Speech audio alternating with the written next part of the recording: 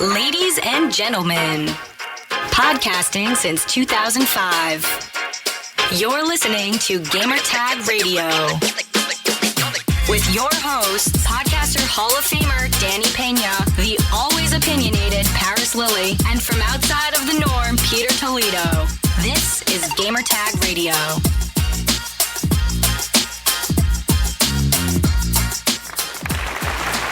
All right, welcome to a Gamer Tag Radio, episode 776. It's your host, Danny. Joining me this week is Pete. What's going on, Pete? What up? Good, man. Here, I'm rocking this brand new headphones here from. Oh, watch out now. The South 300. This is the wired edition. So I'm gonna be testing it out, and it works for the Switch too. Word. You could, they have voice chat for Fortnite and so on. I'm not sure on Sony, but testing it out. Okay. Just saying. A little shade in the morning. So, yeah, man, shout out to everybody who's watching here. Paris is not going to be joining us. He's on vacation, and hopefully he'll be here future episodes. And actually, this is going to be my last episode for the month, live for the month. I have to go to New York for the Dominican Film Festival. I'm leaving July 15th, so I'm going to be extremely busy just on that. But I do have one interview confirmed that I'm going to surprise everyone. I'm not going to say who it is. And the second one is still not 100%, but it's looking really, really good. So be on the lookout for a future episode of GTR. And yeah, it's going to be good, man. But yeah, for those that are listening and you're in the New York area, make sure to stay in contact with me through Twitter, Facebook, Instagram, everywhere, because I'm gonna have the first screening of our documentary Gamertag Radio podcast story in New York City. I have never done this in New York. This is gonna be the first time. Plus, this is the first time doing it during a film festival. And it's a pretty big one, a pretty big film festival. So if you're close in New York City, make sure to look out for the Dominican Film Festival. It starts July 24th all the way to the 29th. I don't have the full details on when our movie is going to be screened, but like the location and date, but I'll find out hopefully by this week. So if you can, I definitely need everybody's support that lives locally in New York or Jersey, close to that area. Because it's a big crowd that's going to be attending, and this is a totally new crowd that is not gaming or podcast related, so it's going to be good. Spreading and the P, word. I know spreading the word, and we also have another screening happening this weekend, right? This coming weekend. It's going to be Saturday morning at the SuperCon in the Fort Lauderdale Convention Center. I was actually going to be going anyways because of the whole comic book stuff. But Danny will be in attendance as well. He'll be showing up to support, Florida SuperCon. They're going to be airing the Gamertag Radio documentary. So it's going to be pretty exciting. It's going to be a whole nother group of people. Again, like you said, totally different audience, something that, that's outside of our normal realm, but it's another audience to see the vision and see the show and see everything. And definitely. It's going to be fantastic. And also Sunday too, Pete. They said that they're going to be screening it 2 days, Saturday and Sunday. Sunday, I think it's at 11 o'clock. And Saturday, it's also going to be 11 too. So the thing that I heard is Sunday that they're also going to have like an award ceremony. They'll pick up like the best movies that they've been screening throughout the whole SuperCon and stuff. So I don't know if we're going to win or not. It's cool.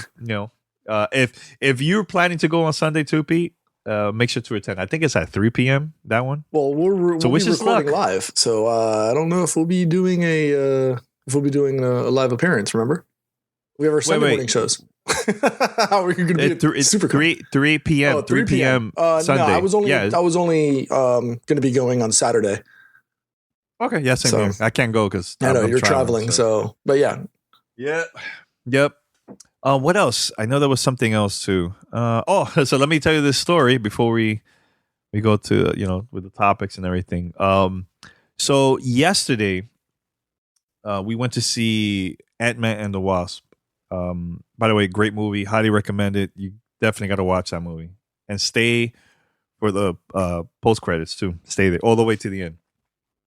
So I'm there, with my fiance. We were like, sitting in the back, and this is reserved seats, all that stuff, right? So I'm excited. I'm there. It's pretty packed. The theater is really, really packed.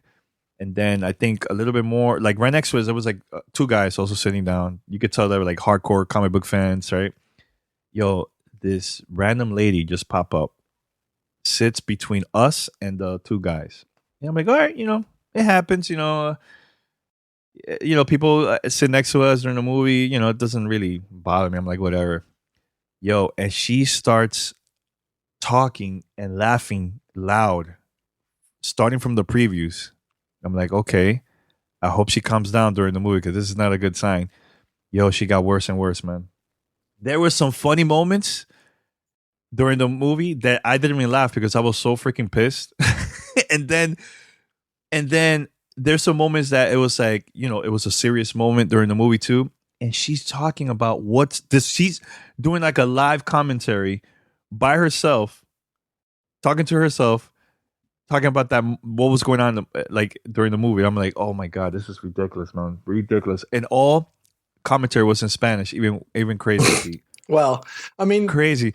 There's a good and a bad. I mean, I don't know if there's a good thing because obviously it interrupted and it ruined your movie experience. But in the same respect, you also have to understand that person could have been special needs or could have been autistic or been some kind of spectrum person. So yeah, I don't know what was going on. I don't know. It was just weird, man. I couldn't really enjoy them. And the thing was, the whole movie theater started cracking up because of the things that she was cursing loud and everything too. I was like, okay. Oh, well then definitely there's kids. If you could tell us something like that, I mean, understandably, yes, it was an interruption to your movie experience, because and I'm somewhat guilty of that too sometimes, I'll be like, oh my God, or something like that. But no, but that's different. That's different. A commentary like that throughout the movie typically would have been like, I would have thought of something, okay, well, maybe they're on the spectrum of something like that, or, maybe there's something else. So, as negative as it would have affected your movie experience, I still at that point would have been like, it's understandable. Maybe they've got something going on, Yeah. I don't know. Worst case scenario, you could have always gone to the manager and been like, look, this is what happened. Can I get a refund or whatever? Give me new tickets for another showing and gone back at a later date.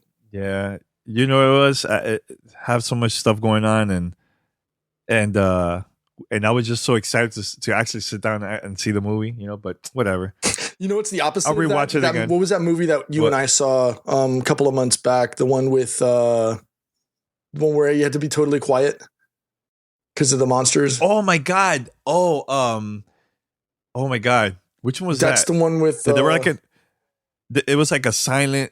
It was super quiet throughout the whole movie, and all you hear is everybody coughing. Yeah, all you hear is everybody eating popcorn, eating nachos and popcorn. Yes. And yeah, it was super awkward. Like it was too quiet because the movie was quiet, and it was easier for us to listen to like everybody else saying stuff. A Quiet Place by John Krasinski, yeah, and Emily Hunt or whatever. Yeah. Oh my God, ridiculous. Yeah, so in a movie like that would have been a lot more annoying or bothersome, because the quiet is the most important part of the movie. But, without trying to spoil anything, go see Ant-Man. The movie is amazing. Oh yeah, it was really good. I have to rewatch it again. I have to rewatch it. Yeah, I might even go back. That might be a movie that I go back to go see because it was so good. Same here. Same here. All right, so let's go with the show, man. Here, so head over to gamertagradio.com, put your comments and feedback. You could also find us on Google Podcasts, Spotify, Stitcher, Apple Podcasts, TuneIn Radio, and other podcast directories. Make sure to share with your friends, subscribe, post your reviews, share it. We definitely need your support. Send us your feedback or questions. Give us a call at 786-273-7GTR. Email us at fanmail@gamertagradio.com or leave a message on speakpipe.com/gamertagradio. All right, Pete. So yesterday, I was sitting down at the movie theater when I got an email, a press release, that it was announced that Warframe is coming out for the Nintendo Switch, and the best thing about this is it's ported by Panic Button. They worked on Wolfenstein 2. They worked on Doom, also Rocket League. They're, to me, one of my favorite developers right now, man. They've been working on games for the Nintendo Switch, and it's been great. But I'm excited that Warframe is coming out. This game is available for PC, PlayStation 4, and Xbox One. So this is the first time that you could play this on the go, and this is a free game. So Pete, your thoughts about this, my guy? This is an exciting news, man. So I think it's huge for the Switch. I think it's huge for Warframe in general. Warframe is a game that I haven't devoted as much time as the game deserves. I've played it on several occasions we're talking like 2-3 years ago when the game first initially launched. Then when they went free to play, and then everything else in between. I've jumped in and jumped out when it was on PlayStation, etc. So it's a game that's always been around, and it's just hung around. You playing as a Tenno. I know our good friend DJ Knight's playing it all the time on Twitch. You should go check him out if you haven't had a chance. He's another phenomenal streamer, content creator. But definitely seeing this jump out on the Switch, I think, is a great move by them as well as Switch. My curiosity now is piqued, because now will we see cross-platform saves? And again, that's going to touch upon the whole controversy between them and everybody, them and Sony, and the whole cross-play and cross-saves discussion. So I want to see how that plays out, because if I'm not mistaken, I think they might support cross-save, and please correct me if I'm wrong on whether you're on Twitter. I'm sure somebody will say it. So if somebody can do the research and let me know. But I think that's a great opportunity to support, whether it be cross-platform or cross-saves, in that whole discussion. Yeah, I played it a couple times when it first came out for the Xbox One, and then I stopped playing it. I'm just keeping it real. But now it's going to be available now for the Switch. I think I'm going to go back and try it and play it, and I hope they do manage to do that, Pete. The whole cross saved. I think that'll be awesome. For those that have been playing it now a lot on PC or Xbox, you play this. You play your same profile, same account on the Switch on the go. I think that would be freaking perfect, man. Yeah, I just don't know if that's a thing. You know what I mean? I just don't know if if it's fully for those that play this, yet. let us know. Yeah, like for those that play this all the time, please let us know, because I have no idea. But I want to mention this very quick, is that they haven't mentioned the release date. They just announced it, and I think they're still working on it. But I hope it comes out sometime this year, man. Yeah, it's funny. While you were talking, I was actually firing up my Switch, but the battery is dead, so I couldn't see if it was up on the Play Store yet or not. But no, it's not up. But yeah, I think it's fantastic. I think TennoCon is going on now, if I'm not mistaken. So I think that's where that's in Canada, right? That's in Canada. Well, it changes, I think, every year. I thought you and I were supposed to work on something last year that we were going to do, but that didn't work out. But that's a great opportunity for them, and shout out to them. I think it's huge. Yeah, that's huge, man. I'm very excited about that, man. So, all right. So the rest of the episode, we have a lot of voicemails, a lot of emails, especially, and it's time for fan mail. It's been like maybe a month since we haven't done fan mail, like right before E3. I think that was the last time we did fan mail. So we're gonna do it right now, and it's time for fan mail. Fan mail at gamertagradio.com.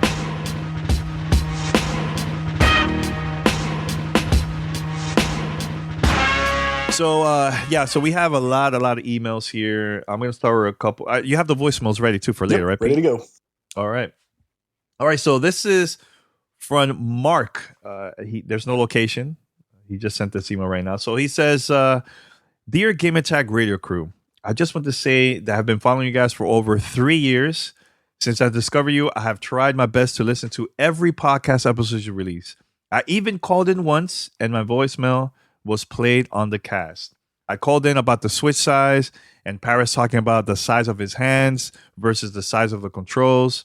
I just want to say You guys are an inspiration to all gamers. From every discussion and interviews to your reviews and even your ads, you three are fantastic. This is not a question email, just an email to thank you for the wonderful things each of you do. I just wanted to, I just wanted you guys to know that as a father of two and a wife that hates gaming, you three are my connections the games loved and enjoyed by many. I don't get a lot of time to play games, but I get to enjoy you speaking of them, which is a joy. Also, Paris and Pete, just for you guys, you inspired me to finally get a job that I went to school for, which was IT work. Thank you for all the years of wonderful podcasts, and I look forward to many more. Enjoy. Mark, thank you so much, man. I love getting emails like this, man, because sometimes we work a lot. We get a lot of questions and so on. And, sometimes people don't really tell us, like, are we doing a good job or not? So it's good to hear this because it pumps us up. It gets us even more excited. And that we know that we're doing our podcast the right way. You know what I'm saying? So thank you so much for the feedback, man. Pete, you want to say anything? No. Thank you, Mark. Again, it's always good to get criticism, whether it's good or bad. Typically, you always hear it when it's bad, and you don't hear it as often when it's good. So it's always helpful and reassuring to get that positive nod to what you're doing. So again, thank you. I don't know what it's like to have a wife that doesn't like gaming. I have a small story I want to share. And I think I've told this story a few times on the show. When I first met my wife, I told her, "Hey, look, giving you a heads up, I play video games. If I don't return your call or if I don't take your call on the spot, understand I might be in the middle of something." This is when I was doing like digital gaming and I was doing tournaments and stuff like that for like Ghost Recon or Rainbow Six. And so she's like, "No, that's cool. I like games too." And I was like, "Okay, that's cute. I know, like, that's your agent talking." And when I mean the agent, it's like, when you're starting a relationship, you always try to tell the other person, what they may or may not want to, or what they may want to hear as a way to try to draw them in closer. So I was like, "That's cute. You like games, but I don't think it's the same thing." She's like, "No, I used to play video games with my brother." I'm like, "Okay, fine." A couple of weeks later, we're playing video game. We're at an arcade, and I'm like, "Well, now's your chance. Let's see what you got." We went and we started playing Tekken, and first game, washed her. Second game, washed her. Third game, she started coming up, tied 1-1. She beat me, and then that went back and forth. Needless to say, out of 10 games, she smoked me. I think it was 6-4 or something like that. And I was like, okay, at this point, I was like, I've made my decision. I think she's the one. 12 years later, right? Which was yesterday. It's my daughter's birthday. We went to Boomers down in Boca. It's a big arcade with like laser tag and go-karts and bumper boats and stuff like that. We walked by the Tekken machine and I'm looking at it and I look at her and I'm like, "Not right now. I'm not ready for this right now." We walk around, we go back to the Tekken machine and I'm like, "All right, well, let's see what happens." Right? First match, washed. I'm like, all right, this is good. I didn't win another match the rest of the day. She smoked me 4 out of 5, like 4 in a row. I was like, I'm not even going to go to 10. I give up. I'm done. She's the undisputed right now.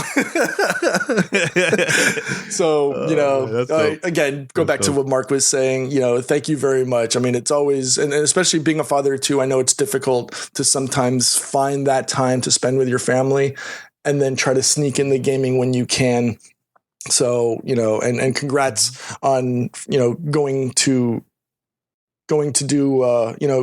IT work, which is something that, that you wanted to do and you went to school for. And it's always good to hear, obviously it's good to hear the accolades on our side.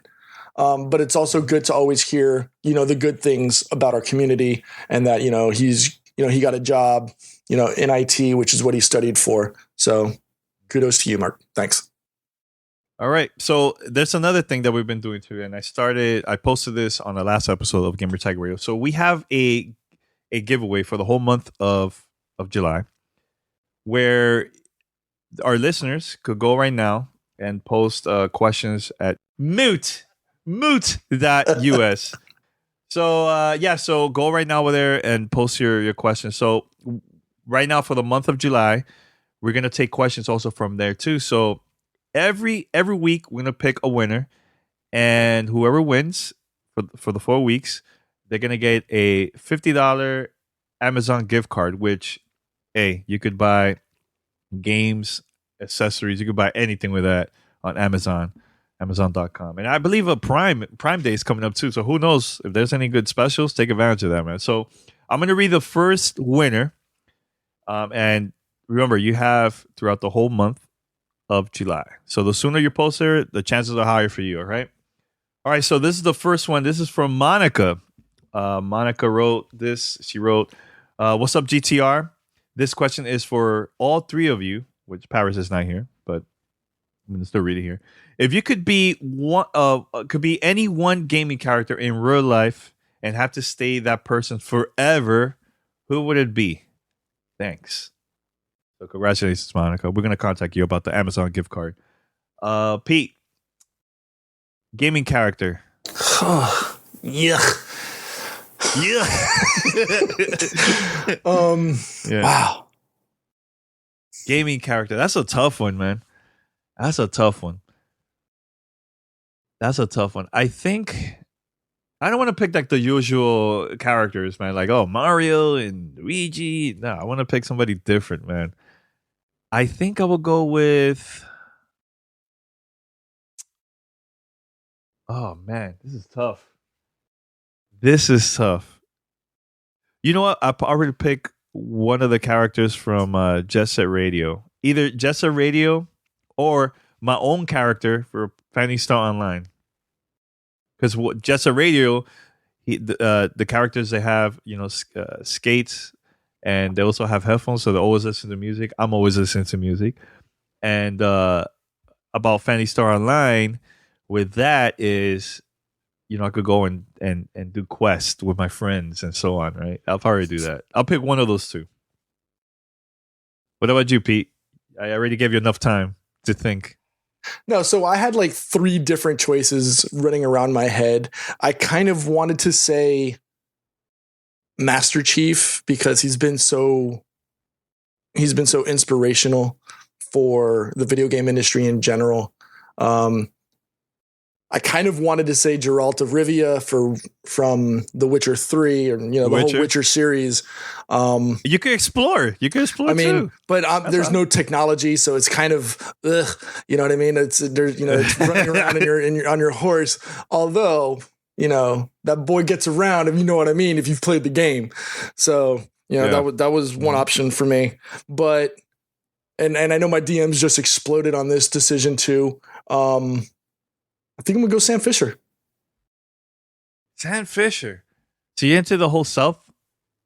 Take your time and all that stuff now? I'm surprised you didn't pick like anything like Ghost Recon or maybe PUBG, your own character in PUBG. Well, it's not a known character, you know what I mean? So it's not someone that anybody could relate to. You really can't do that with Rainbow Six. Rainbow Six Siege, maybe, but it's so new and fresh. There's not something that spans a large amount of time. So yeah, I'd have to. I mean, Sam Fisher is just he's a badass. You know what I mean? Yeah, he is. He's a badass. I mean, he's been around for a long time. It's someone that everybody resonates. You got little green dots on the top of your head and stuff like that. So yeah. All right. Well, congrats, Monica. We're gonna be contacting you about your free $50 Amazon gift card, man. So the giveaway still continues until the end of July. All right, Pete. So do you have a voicemail, or you want to read an email? Which one you want to do? I think we should read emails, Pete, because you just read it's been a while. Email. Let me see if I have any emails here. You have a lot of emails. Okay. All right. Actually, I do want to read this, and I'm glad a certain someone isn't on the show to rant here. So this one is from Courtney Dunn. Hey guys, great show. Long question / rant. I've owned all consoles since 1995 and have gotten joy from all but one, which was a gift. And just to be clear, I'm not a Sony fanboy. My girlfriend got me an Xbox One S for Christmas. for Christmas just passed. I've smiled with devastation. I'd just gotten €300 table ornament. Obviously, I didn't say that to her. Well, I brought it home and bought the majority of exclusives the console had, but apart from Gears 1, which I'd already played, and State of Decay, the rest would have been average games on last generation's consoles, let's be honest. They're bleep, and the console's menu is awful. What I want to know is, will I just sell it? If anything interesting, or is anything interesting coming to the Xbox One in the near future? I know at E3 they spoke about companies they got on board to work with, but I don't care about Xbox 2. I want to know about now and what reason I should keep my Xbox One. What have they given us? So Xbox gamers need to face the music and forget about arguing with PlayStation gamers and start putting their efforts into asking Xbox, where are our exclusives? Anyway, hope to hear from you. He's in Ireland. I'm having difficulty reading this because it's kind of all over the place. I'm trying to put it together at the same time. And sorry about the rant. Yeah. Before Paris says anything, yes, I appreciate the present from my girlfriend. Ha ha ha. All right. Thanks for the email. I think, Danny, this is going to be one more that you answer, because if anything, it's something closer to your heart. So I think you're the one that's probably best off answering this question. Wait. The reason I say that is because... Are you calling me a fanboy or something? What is it? Like, what is it? Yes. I mean, look at the headset you're wearing. You've got green on there. So, I mean, it's just... First of all, I'm wearing this because Turtle Beach sent me this, all right? I'm trying to test it. It's not because of the color. No, all right? No, I know. But if there's anybody that's going to talk positive about Xbox, aside from the services stuff, I think it's you, because and I know Paris hates it when we all speak for him, but I think Xbox needs the positivity now. And I know everybody else has been critical about it. What reason should he continue to buy it or you? Because we could always spout reasons why he shouldn't. But I think I think if anybody can talk about the positivity and the reasons why to keep it, it would be you. Mm-hmm.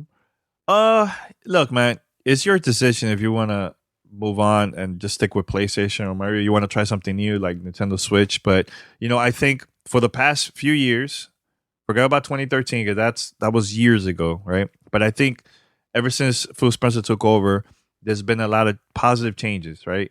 And, yeah, I agree. There's nothing groundbreaking coming out this year. Like Forza Horizon is the only one I can think of, like when it comes to first party. But, coming out from that press conference at E3, that was an amazing press conference. Plus, they've been pushing, Game Pass, which if you don't want to buy a lot of games, you just pay $10 a month, or maybe buy for the whole year and just play the games that you want, old and new.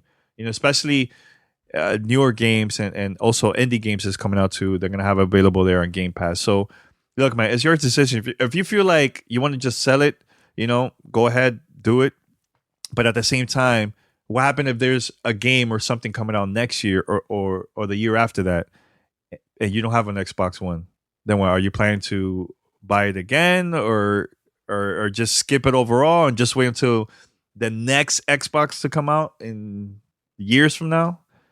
So it's your decision, man. I that's the thing. I have all three of them, so I feel like I'm not missing out. The only one that I'm kind of missing out is PC, right? But I'm happy with my PlayStation 4, Xbox One, and Nintendo Switch. I'm not missing out at all, man. But if you need that money, go ahead, man. Sell it, man. Well, Pete, I think part of that answer part of the question that you answered was right there. Games Pass, if anything, is a great opportunity to explore and enjoy the Xbox ecosystem in general. I know that his main question was more, what is there a reason to do it now as opposed to a year or two down the line? Because, in his words, it's a $300 or €300 paperweight right now for him. Again, it's subjective, it's personal. If you want, if you see the value in spending the $10 a month and seeing a massive catalog of games that you could play on the fly and whenever you want, then I think Game Pass is great. I'm going to break the fourth wall here. I know some people in the chat have said, well, why pay $120 for games that came out 3 or 4 years ago that are $10 on Steam? Well, for $10 on Steam, you've got 300 something plus games. Or was it 250, 300 games on backwards compatibility that you could play right now on Xbox Live? Or do you want one single title that you're stuck with on Steam? So the argument there kind of doesn't make sense. Plus you have full access to anything and everything that's coming out on Xbox Live, with respect to like first party games. So you would get like the State of Decay 2s, you would get, Sea of Thieves and things like that. So, the Forza Horizon, as games as they come out that are first party titles for Xbox, you get on top of the backwards, the back compat catalog. So at $10 a month, it's relatively cheap. I know some people may or may not have that disposable income to be able to just wantonly throw away. But if you have the opportunity, and think about it, $120, it's basically 2 games.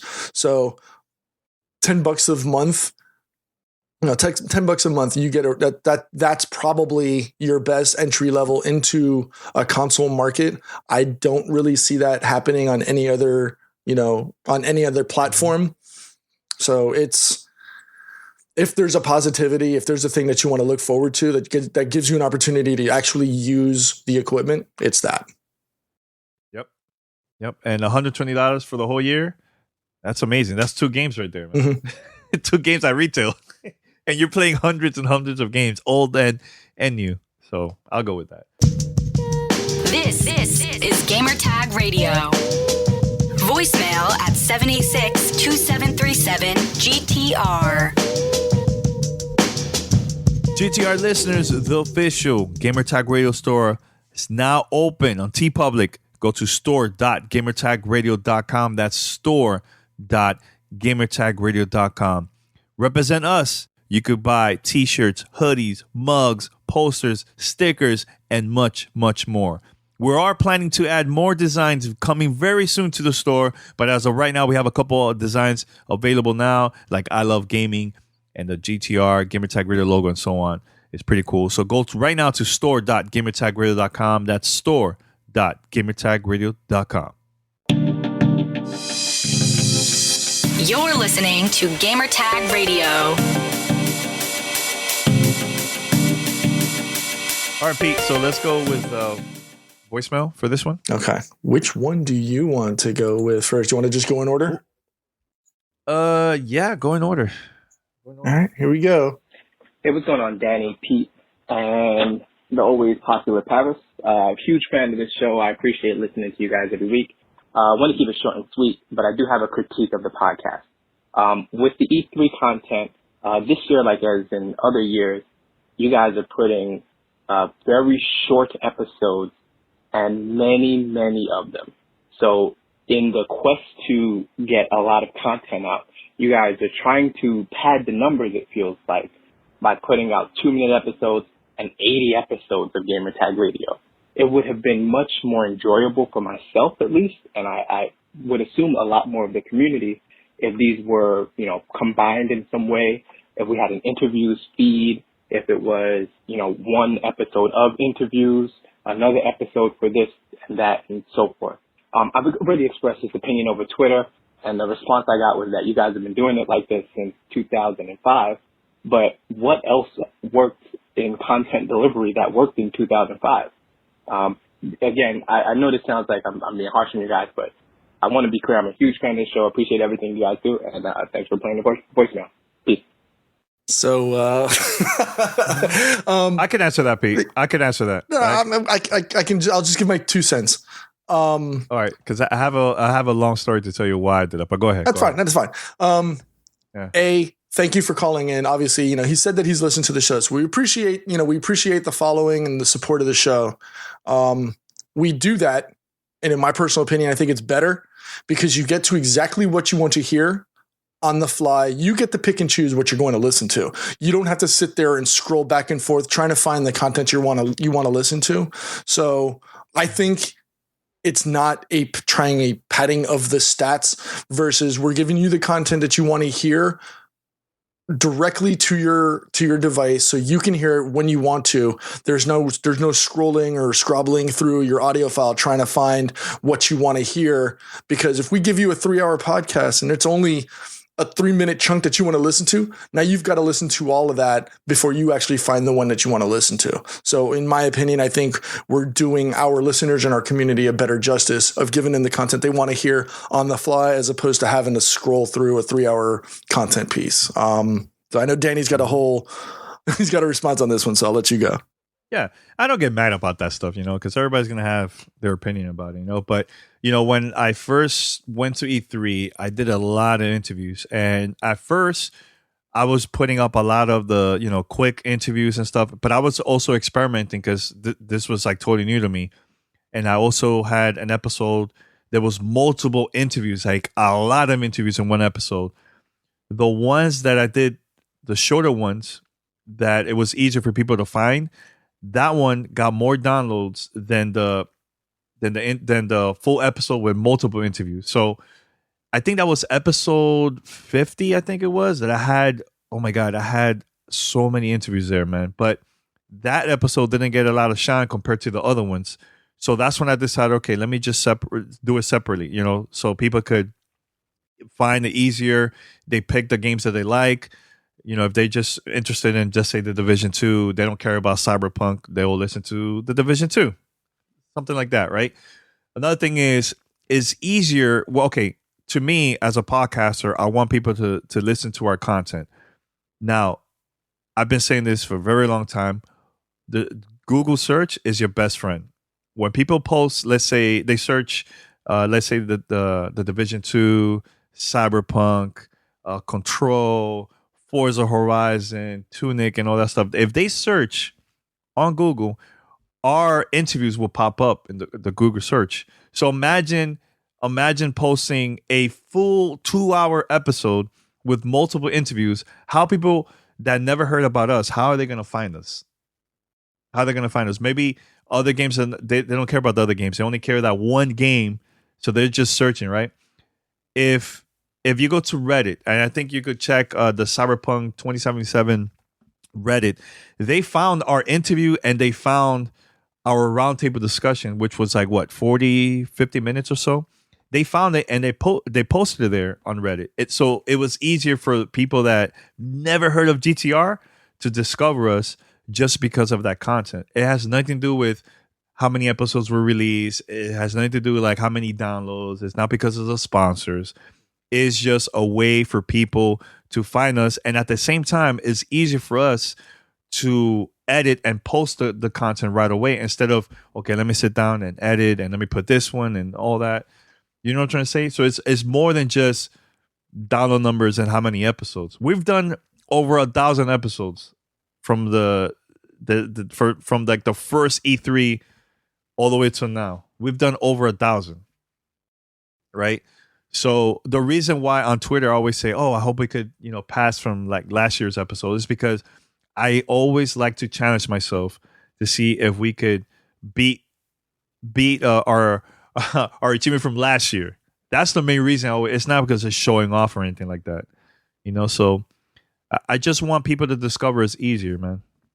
So I think looking at the stats, I've been super happy with the coverage that we did during E3. There was a lot of new listeners, and also Apple Podcasts reaching the front page. So a lot of them discover us based on the interviews that we posted, man. So I just want to say that because I want people to really understand why we do this behind the scenes. That has nothing to do with like download numbers and so on. I just want people to find this easier. That's it. Search engine optimization. Yes. Google search, man. Google search. I'm telling you, it's your best friend, man. No, it's at the end of the day. Thank you for listening to the show. No.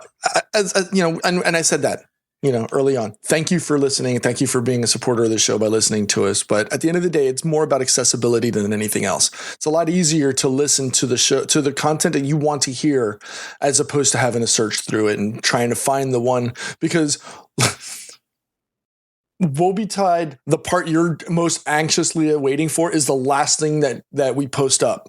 then you've listened to a 3-hour podcast all the way at the end just for that one little bit. Granted, it's the anxiety and it's the build up to trying to hear what you want to hear. But I think from an accessibility standpoint, plus understand that we're there from 8, 9 in the morning all the way till about 6, 7 o'clock. And then we've got to do our roundtables. It's a lot easier for us to be able to upload our content on the fly there at the convention center, as opposed to trying to mix down and do things when we've got back-to-back appointments going back and forth, plus walking back and forth between the convention centers as well as hotels for offsites. It's a lot easier for us because we know, now that we've left and we're at Audubon, we no longer have that offsite engineer that can mix down and compile all that content for you guys and girls. So, it's easier for us, but who knows? Maybe you are an audio engineer and you want to help us out. Yeah. And I'm the one that I'm uploading and editing the show. And XP, I sleep like at 2:00 in the morning. Every night. Yeah, it's like it's really, really difficult. It's really difficult to put out all of that stuff. And then, all right, so let's put our what if hats on. What if we did that, right? Did what? If we if we combined all of those mini interviews into one, imagine how much time Danny would have to spend cutting and mixing and editing all of those things into one show before uploading, this massive, one-shot interview or one-shot roundtable or episode into our content feed. That would take forever. And that's unfair to you guys to have to sit there and wait while we're doing all of this. Plus, we've already worked for, 12 hours that day. Now you want Danny to work for another 3-4 hours of editing and downloading. And when are we supposed to take a shower and eat and sleep? So now here's one thing that I just found out yesterday, actually, because I'm always listening to podcasts about the podcast industry and so on. So Google just launched their app, Google Podcast, which you could download for free if you're Android users. And also what you could do too is if you go to your Chrome browser through your phone and Android and you just put, let's say, Gamertag Radio, you could listen to our episodes based on the search right there. You're going to see like the play button from the Google Chrome search. That's one. Number two is they're working on something right now where, more people are buying, the Google Home devices. What's the name of the one for Amazon? Is it Alexa? Alexa, right? Yep. Yeah. So what they're doing now is when people, let's say they ask the device, play the latest, the Division 2 interview, let's just say, Alexa or Google Home will go and search all the from all the podcasts, and there's a chance that somebody will pick up that interview and it will get played on the device. So you also got to think about the future, how people could start searching for like a certain interview. If imagine it's an hour long and I have like 10 interviews there, how people are going to find that? It's a little bit tricky. So the way how I did it like that, do it like individually, is easier for Google to find and play on those devices, which is also a way for people to discover us. And yeah, of course, it will help us to our numbers to grow even more. So that's another thing that I learned. And I think I'm going to be doing that more in the future too, man. So just want to say that. All right. So what else you have, Pete? Let's see. I've got 3 more. We're going to go with audio number 2, voicemail number 2 here. All right, go for it. Hey guys, what's going on? It's Mike, aka Hungry Bear from Miami, Florida. And I just wanted to bring up something. It's been a conversation with me and some colleagues lately. And let me get straight to the point. Sometimes there's this whole thing, people say that there's digital media addiction. And a lot of times, me being like the only gamer in where I work, a lot of times people bring that up and say, oh, you're just into that because you're addicted. You're just playing those video games because you're addicted to them. But for me, it's much more than that. And for me, it's an art. It's a hobby that I look forward to investing in. It's also an experience that I get to have to be able to experience with my friends and grow relationships and friendships with people that I love, that I care for, and that are just really cool people I like to hang out with. I've had some friends on Xbox Live for about 10 years, and man, we're really, really close. I'm personally going to be getting married soon, and I'm inviting them all over.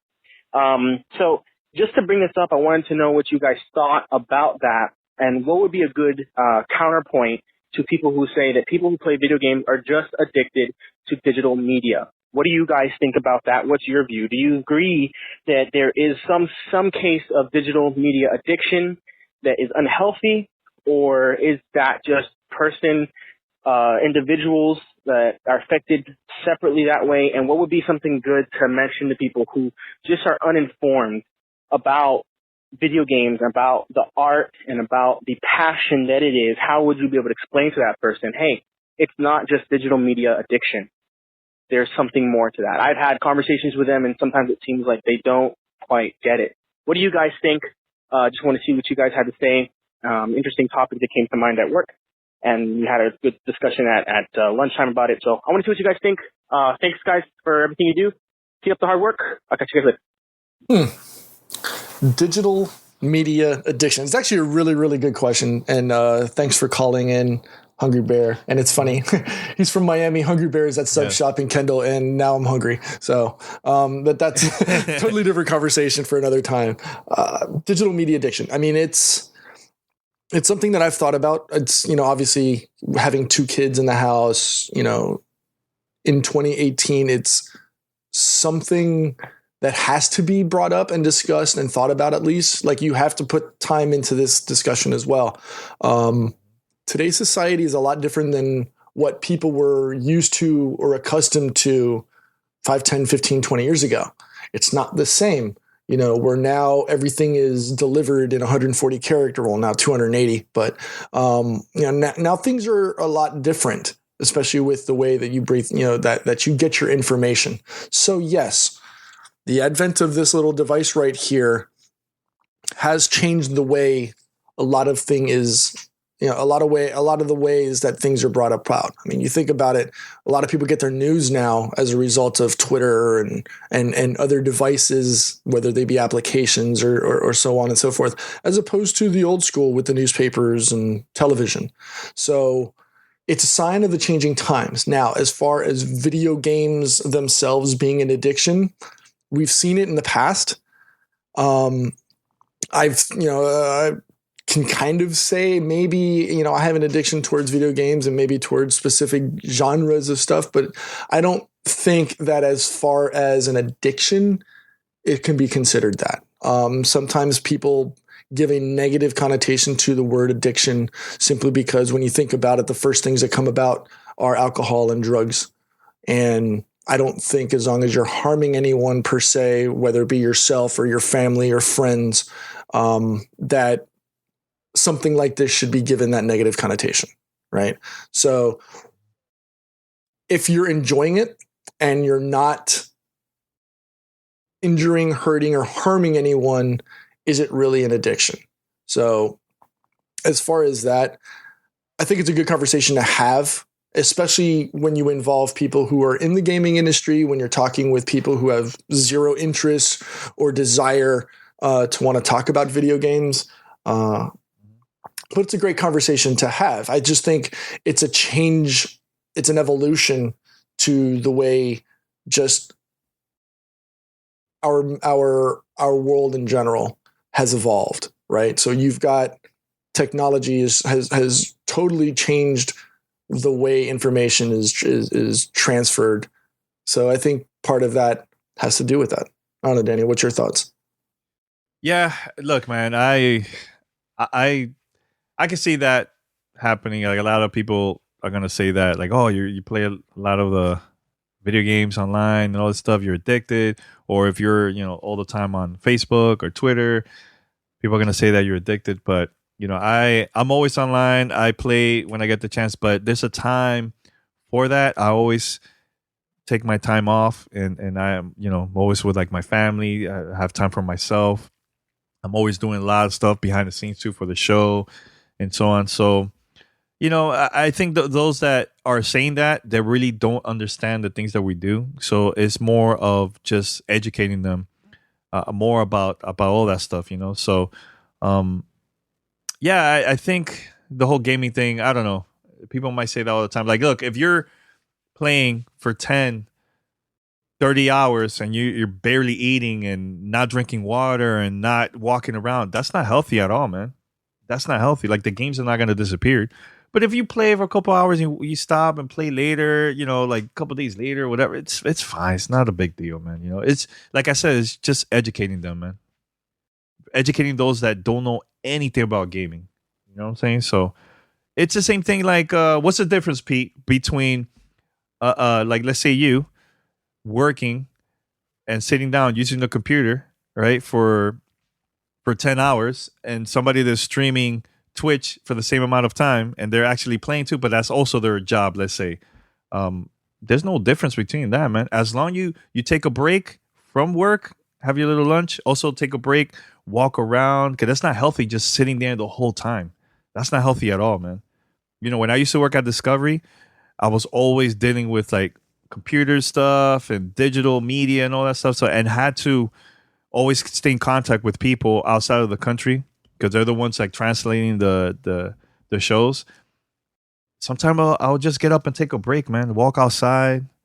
I see people, out there drinking their coffee or something. You know what I'm saying? Like, it's good to take breaks, man. That's all.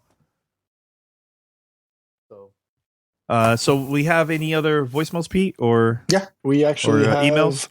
2 more voicemails. Well, one's a voicemail. One is one that you wanted to go back and revisit. So. Oh yeah, the last one. Play that for later because I really want to say something. That one's a special one, and we played it before, but I just want to play one more time. Okay, that one is dedicated to someone too, for Paris too. But go with the the first voicemail. Yeah, please. The third voicemail coming up. What's going on, fellas? This is Jacob giving you guys a call from Charlotte once again. Quick question or a quick comment, a little bit of both. Dying Light 2. Okay, I haven't heard much talk about Dying Light 2 since the press conference, but the first Dying Light, I love that game. That was one of the best co-op experiences I've had this generation so far. The game was phenomenal. I'm really excited to see what they do with the second iteration. Just wanted to know what you guys' thoughts are. If you guys enjoyed the first one as much as I did. Quick thing, if you haven't got to enjoy that first one yet, if it goes on sale, buy it. With your friends, play through it. It's amazing. I love the game. Fantastic game. But for me, that may be like my sleeper hit of E3.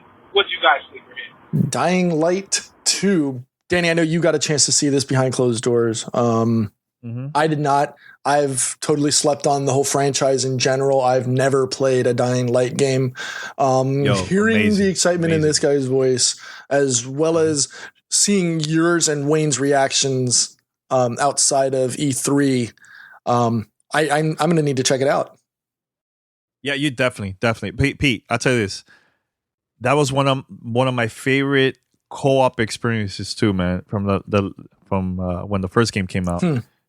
You could play, co-op with friends and go and do quests, and there's like zombies and all that. The thing is, with this game, the new one that's coming out, is depending the things that you do in the game, it also could change the whole environment. It could change like the place that you're located at, the people, everything. And I feel like there's gonna be more of a huge replay value on this one, man. You will go back and change it up to see what's going to happen in the future, like in the game and stuff.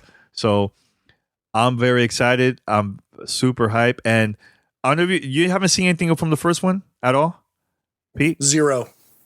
Okay, so there's people during the day that you also attack and stuff, but at night, Pete, there's some like crazy zombies and even stronger enemies at night that if they find you, they will freaking kill you. So you have to be there and be prepared, man. It's kind of similar to Left 4 Dead. Like when I say like the amount of enemies that's out there at night, when you're playing co-op. So sometimes we'll go to like different buildings inside, and they're like climbing, trying to go inside of like the windows, trying to kill you. And the thing is, what matters too is the sound. So if you press, let's say you shoot or you step on something and you make like a loud noise, everybody is gonna go after you, man. So it's like amazing. a Quiet It's Place great game. meets zombies. Zombies, yeah, it's dope. It's a dope game, man. It's really good. I play the single player. I finished it on my own, but the best part playing this is co-op all the way. I may need to get this. I may need to play this. I really wish there was, again, see, this is a great opportunity for co-op, cross-platform opportunity. I would love, this is the biggest reason why cross-platform is so important going into today's, discussion. It's just because now I'm having FOMO for having not played it. I would love to be able to play, whether it be me, you, me, and whomever else, of being able to go through that. You're going to break the fourth wall again, Mandy. Happy birthday. She's saying we can co-op. She's never played it either.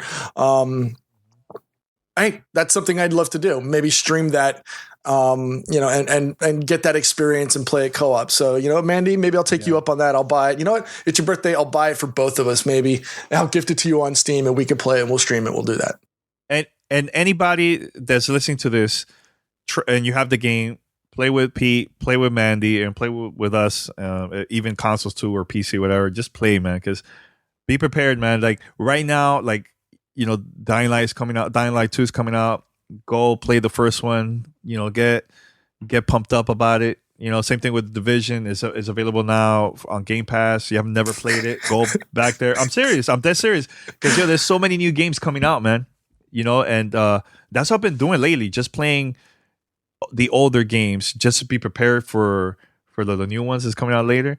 Like right now, Shenmue 1 and 2 is coming out remastered for the Xbox One. This is the granddaddy of open world games. I'm gonna get it. I'm gonna play it. It's been a long time. I haven't played both games, and the reason why I want to do that is because the third game is coming out sometime next year. And it's published by Deep Silver. So, part 3. So yeah, definitely gonna do that, man. All right, so we have one more voicemail, Pete. This one is important.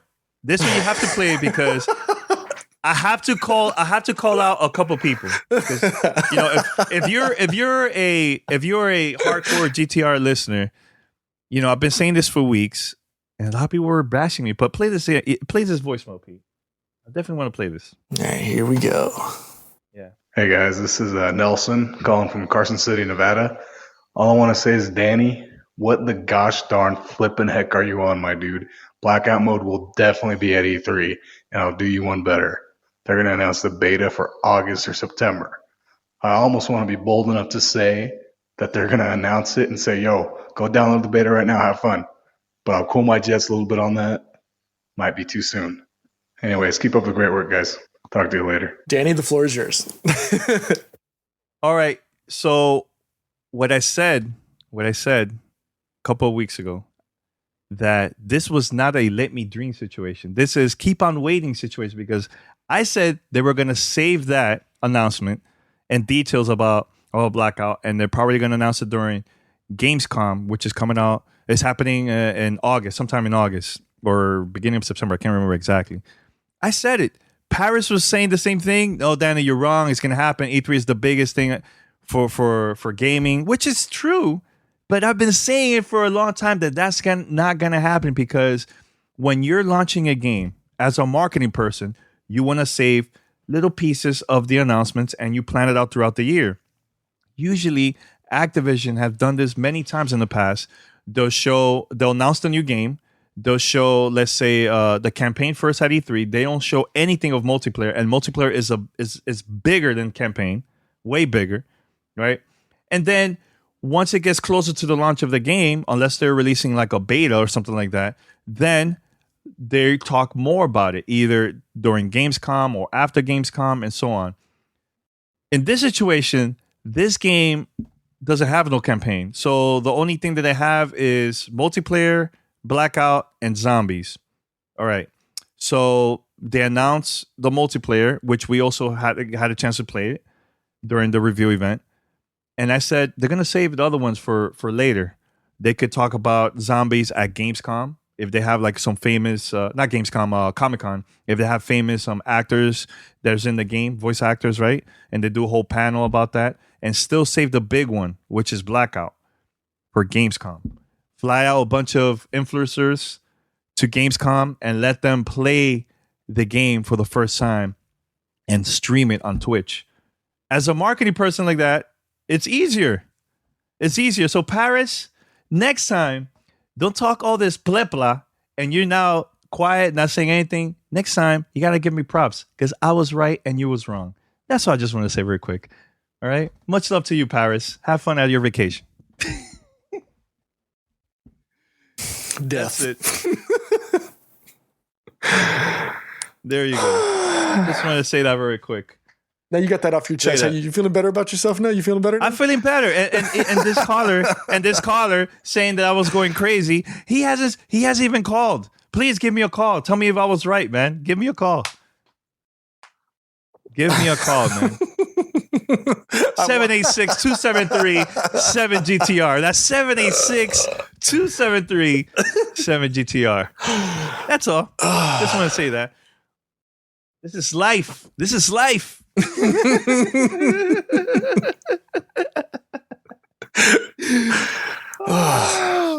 Oh man. That's it, man. I've been holding that for weeks, man. Even at E3, I'm like, man. Oh man. Nothing. It's all good. Anything else, Pete? That was a very chill, relaxed episode, right? It was very relaxing. Right up until the end when you gave that smoke. So yeah, I was dropping bombs, man, left to right. Dropping bombs. I think that's good. I think actually we had a really good show. You know, honestly, we were last minute. It's always good when we do the fan mail topic stuff because it gives us an opportunity to get away from the regular stuff and just talk, right? Just have that open discussion. So had a good show. And we had a lot of voicemails and emails and I was just saving it. You know, especially now during the summer, you know, the news is not that crazy busy or anything like that, you know. So it was good to do that fan mail. I love that interaction with the listeners and stuff. So yeah, give us a call, send us more voicemails. For those that can call, you could also go to speakpipe.com/gamertagradio and record from your computer, your phone. You can send questions through there too, man. So yeah, that's all, man. Look at that. People making fun of me. Elder Scrolls and what's the other one? Edgar Scrolls. Edgar Scrolls and Mute and all that stuff. But you know what? You can say all that, baby, and I will still write about Call of Duty Blackout.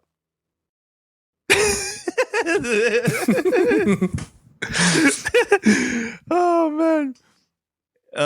man. Too funny, man. It's all good. It's all fun, man. Always a blast. Plus, look, I'm not gonna be here live for like 2+ weeks, man. So P and Power is gonna be talking all the crap about me. It's gonna be Destiny and PUBG Talk Radio 24/7. Oh my god. PC Master Race Radio. Oh my god. But what is it to talk about Destiny? There's nothing really to talk about, man. Like continuing with the smoke. Woo!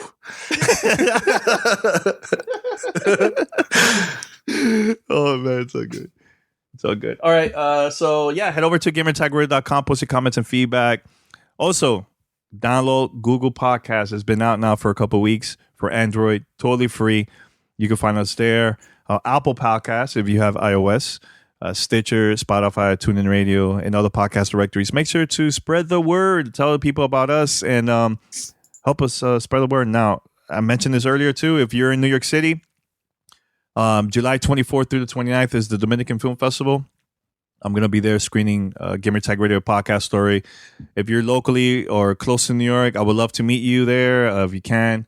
Because I'm trying to create a buzz with the documentary. So the more support we get from our listeners and friends, family, that'll be awesome, man. So for more details, hit me up, social media or contact me on Discord and stuff. So we could definitely try to do like a little meetup get together during the film festival and stuff. So anything else, Pete, from you? No, that's about it. Once again, for those in the South Florida area, if you have a chance to be in Fort Lauderdale next Saturday, Danny and I will both be at SuperCon.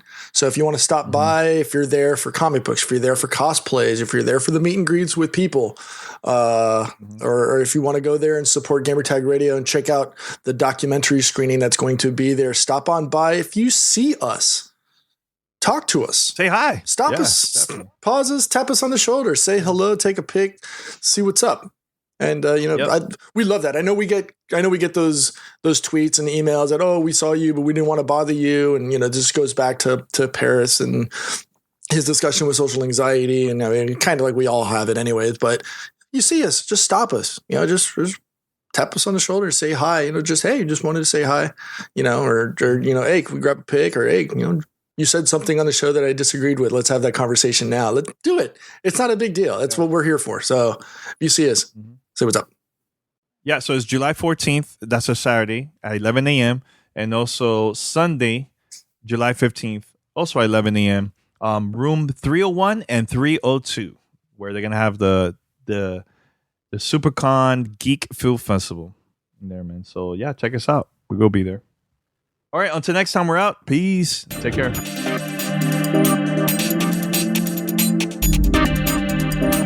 Thanks for listening to Gamertag Radio. Be sure to like us on Facebook and follow us on Twitter.